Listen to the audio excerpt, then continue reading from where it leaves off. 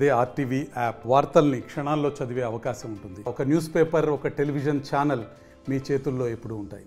ప్రస్తుతం మనం రాజన్న సిరిసిల్ల జిల్లా బోయినపల్లి మండల కేంద్రంలో ఉన్నాము. ఇక్కడ రైతు భరోసా వేడుకలకి చొప్పదండి శాసనసభ్యులు మేడిపల్లి సత్యం రావడం జరిగింది. 9 రోజుల్లో 9,000 కోట్ల రూపాయలు రైతుల ఖాతాలో జమ చేయడం జరిగింది. ప్రస్తుతం దీనికి సంబంధించి రైతులు కావచ్చు ఇతరత్ర పెద్ద ఎత్తున ఇక్కడికి రావడం జరిగింది. ప్రస్తుతం మనతో పాటు శాసనసభ్యులు ఒకసారి వార్త మాట్లాడుతుంది. సార్ చెప్పండి, ప్రస్తుతం అయితే ఇక్కడికి రైతు భరోసా వేడుకల్లో భాగంగా ఇక్కడికి రావడం జరిగింది. రైతుల నుంచి విశేష స్పందన సైతం రాస్తుంది. ఇంకా ఏం చెప్తారు ప్రస్తుతం రైతుల ఉద్దేశంగా ఉంచి కావచ్చు, అంతేకాకుండా రైతు రుణాలకు సంబంధించి? చొప్పదండి నియోజకవర్గంలో రైతుల కళ్ళల్లో, రైతుల ముఖంలో ఒక ఆనందం కనబడుతోంది. గతంలో ఏ సర్కారు చేయని విధంగా ఇలా 9 రోజుల కాలంలో 9,000 కోట్ల రైతు భరోసానిచ్చి ఇలా పంటలు వేసుకునే, నాట్లు వేసుకునే కంటే ముందే వాళ్ళ ఖాతాలో జమ చేసి వాళ్ళ ఆనందం మనం చూస్తూ ఉన్నాం.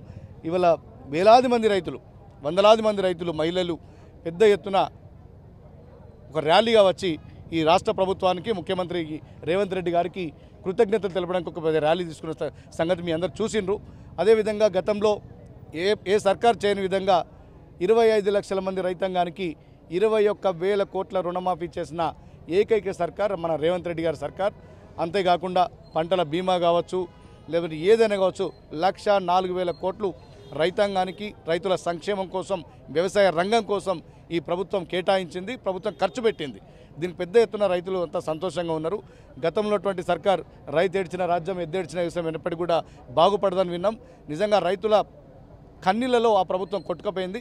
ఇలా మేము రైతుల సంక్షేమం కోసం మా పార్టీ ప్రభుత్వం కష్టపడతా ఉంది. ఓకే, గతంలో చూసినట్లయితే మాకైతే చేయి జాపి అడగాల్సిన అవసరం అయితే వచ్చేది. ఈసారి అయితే మాకైతే పంట రుణాలకు సంబంధించి నాట్లకు ముందే ఇస్తున్నారని అయితే కొంత సంతోషాన్ని వ్యక్తం చేస్తున్నాం. అంతేకాకుండా 1,49,38,111 ఎకరాలకు ఇప్పుడైతే ఇవ్వడం జరిగింది. ఇంకా ఎలాంటి కార్యాచరణతో ముందుకెళ్తున్నారు సార్ ఇప్పుడు?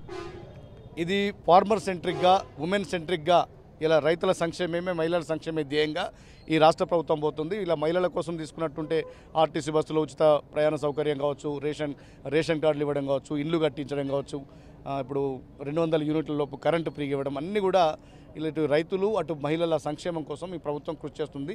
మా మొదటి ప్రాధాన్యం వ్యవసాయ రంగం, మహిళా సంక్షేమం, ఈ 2 అంశాలతోటి ప్రభుత్వం ముందుకు పోతా ఉంది. ఓకే, ఇంకొక విషయం చెప్పండి. ఇప్పుడు చూసినట్లయితే రంగురంగుల భవంతులు మాత్రమే కనిపిస్తున్నాయని చెప్పేసి మధ్యమానేరు జలాశయానికి సంబంధించి అక్కడ ఉన్న స్థానికులు, నిర్వాసితులు అయితే వెల్లడిస్తున్నారు. గతంలో అయితే మాకు అనేక రకాల ఇబ్బందులు ఎదురయ్యాయి.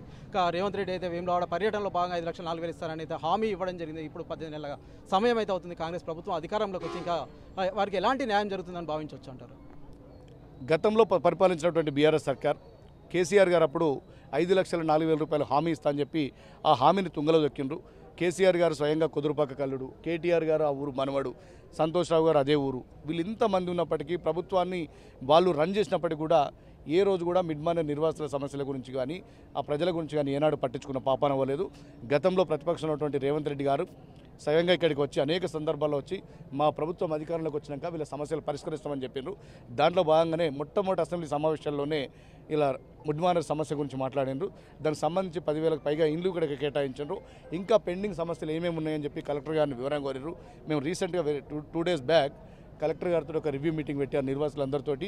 ఇంకా మీ దగ్గర ఏమేమి సమస్యలు ఉన్నాయి, ఇంకేమేమి సమస్యలు మీరు ఫేస్ చేస్తున్నారు, మీ గ్రామానికి అధికారులు వచ్చి వాటన్నిటిని నోట్ చేసుకొని ఆ సమస్యలు అన్నింటినీ కూడా పరిష్కరించడానికి ప్రభుత్వం ముందుకు పోతా ఉంది. ఓకే, ఇంకొక విషయం చెప్పండి సార్. ఫైనల్గా అయితే ఉపాధి మాకు లేదు, ఇక్కడ నుంచి మేము ఇతర ప్రాంతాలకు వెళ్తున్నాం, కొంత రోడ్డు ప్రమాదాలు సైతం మరణిస్తున్నారని కొన్ని ఆరోపణలు వస్తున్న నేపథ్యంలో ఇంకా ఎలాంటి కార్యాచరణతో ముందుకెళ్తున్నారు? నిర్వాసితులు మాకు అక్కడ ఉపాధి కల్పించమని కోరిండ్రు. ముఖ్యంగా కొంతమంది అక్కడ వ్యవసాయం మీద ఆధారపడే వాళ్ళు మాకు ఒక డైరీ ఇక్కడ పెట్టినట్టుంటే బాగుంటుందంటే కలెక్టర్ గారు కూడా డైరీ ఇస్తామని చెప్పారు మా సూచన మేరకు. ఇంకా కొన్ని ఆగ్రో బేస్డ్ ఇండస్ట్రీస్, ఇంకా ఇతర ఇండస్ట్రీస్ కూడా తేవడానికి 3 గ్రామాల్లో ఉపాధి కల్పించడం కూడా మా ప్రభుత్వం ఒక కార్యాచరణతో ముందుకు పోతా ఉంది. Thank you. ఓకే, ప్రస్తుతం మనతో పాటు మేడిపల్లి సత్యం మాట్లాడడం జరిగింది. చొప్పదండి శాసనసభ్యులు ఈ మధ్య ఇక్కడికి రైతు భరోసా వేడుకల్లో భాగంగా ఇక్కడికైతే రావడం జరిగింది. ఖచ్చితంగా రైతు ప్రభుత్వం అనేది వారు వెల్లడిస్తున్నారు. ప్రభుత్వంలో ఖచ్చితంగా రైతులకు ఇతరత్ర ప్రతి ఒక్కరికైతే న్యాయం జరుగుతున్నట్టు వారు ఆశాభావం వ్యక్తం చేస్తున్న పరిస్థితి మనం బోయినపల్లి మండల కేంద్రంలో చూడొచ్చు. Over to studio.